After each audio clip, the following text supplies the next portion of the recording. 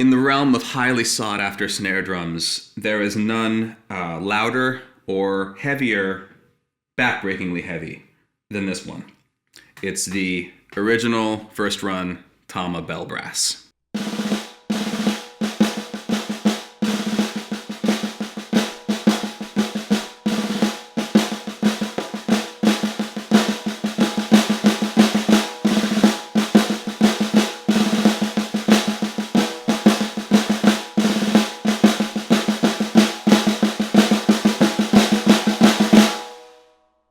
When you live in New York City and you carry your own gear in your hands, you don't usually own things like this. But we were lucky enough to become friends with a great drummer by the name of Tucker Rule, who plays at the band Thursday and lots of other amazing projects.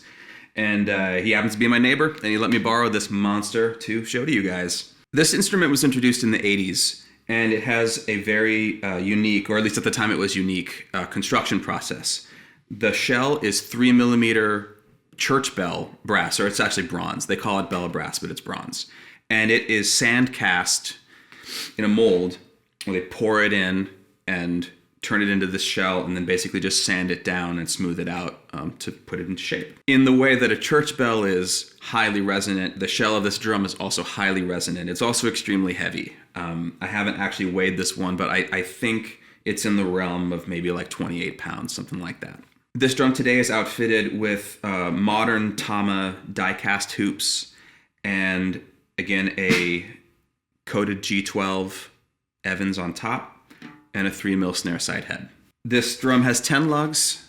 This drum has 20-strand wires on it right now, and the bearing edges are an inward cut 45. It has the original strainer mechanism on it. My first experience hearing it was Metallica's Black Album. It's been on a ton of things since then. It's a favorite of Brad Wilk from Rage Against the Machine. It's one of the most rented drums for sessions, for sure. What makes this drum so special to me, now that I've gotten to play one, is that it will handle any tuning. It will handle any volume threshold that you can throw at it. I mean, really, like, people say that about drums, but this one is particularly incredible in that respect. One of the things about this drum that I wasn't expecting the first time that I played it was how sort of delightfully suppressed some of the higher overtones are and how pronounced the fundamental note of the head is. It's something that I associate with drums that have a more rounded bearing edge, something like a Superphonic or an older Slingerland, like a Radio King or something like that. This one having fairly sharp bearing edges, I was expecting a fairly sharp sound.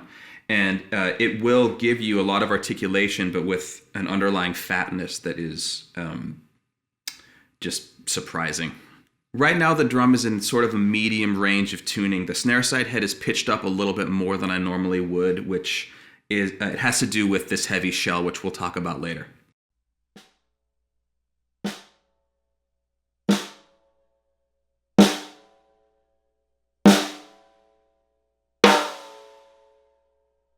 Anyone who's looked into these instruments before knows that the new ones are expensive and the vintage ones are even more expensive. I wouldn't say that this is a drum for every situation, but the thing that this drum does, so far in my experience, this is the only drum that does it. And it's a really great instrument if you have roadies, because it is, again, very, very heavy to carry around. One of the things that makes this an incredible recording drum is that you can put any player in front of it and it will adapt to their style, whether it's a hardcore drummer that is just really throttling it or somebody playing gently with brushes. It actually sounds great, played really light with light sticks. It seems to behave itself no matter what you do with it. Lots of drums are versatile in the sounds that they'll make, but not every drum is versatile toward different sorts of players. And this is one that will adapt to any kind of playing style that you could think of. Additionally, it is so loud that you will always get a beautiful snare sound in your recording if you use an instrument like this, because it's not going to get buried no matter what you do. It is so present. One interesting thing to note about drums like this that have a straight into the head bearing edge rather than a rounded over one or a bent one like a Superphonic might have is that the behavior of the snare side head is a little bit different, and doubly so if it's a very thick shell that needs more effort to make it resonate, like a Keplinger or other kind of cast shells like this.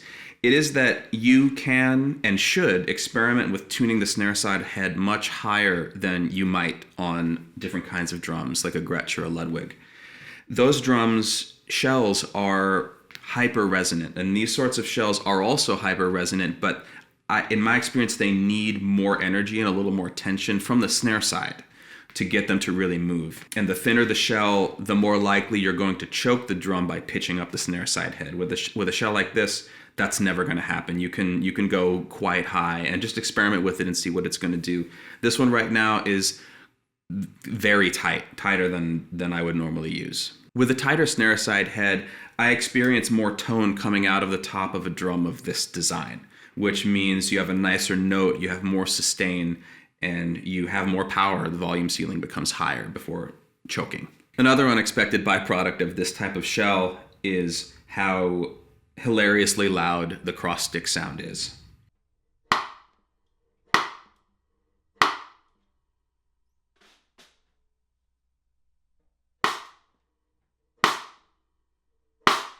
The die-cast hoops contribute to that too, but it's really, really throwing the sound of that stick back out the top. It's incredible. So as I said before, these particular drums aren't that uncommon. They make them now. The vintage ones are harder to find. They are very expensive. The new ones are expensive. The old ones are even more expensive. If you want to find one, they are a really incredible instrument. They can sometimes come with Bell Brass cast hoops on them too, which we're going to feature in a separate video because this drum does have them. And those will add a lot of cost. So if you're okay with standard hoops like this, which I like a lot, you can find them, but you're going to be going well over $1,000. And they're pretty heavy to carry around too. No, if you own a recording studio or something like that, it might be worth looking into. There are lots of ways to get versatile, awesome sounds out of a single drum, or many drums from different heads, different wires, different tunings, and everything like that. And there's a lot of crossover from, say, like a Black Beauty to a Superphonic to an Acrolite. They're sort of in the same family. In my experience, there's really nothing that does what this drum does. It's a really special construction, and it's a really unique instrument. The behavior of it, the way it feels to hit, everything about it is utterly unique and really, really special. Thanks for watching. Please like, please subscribe, and please come back for the next one. Thank you.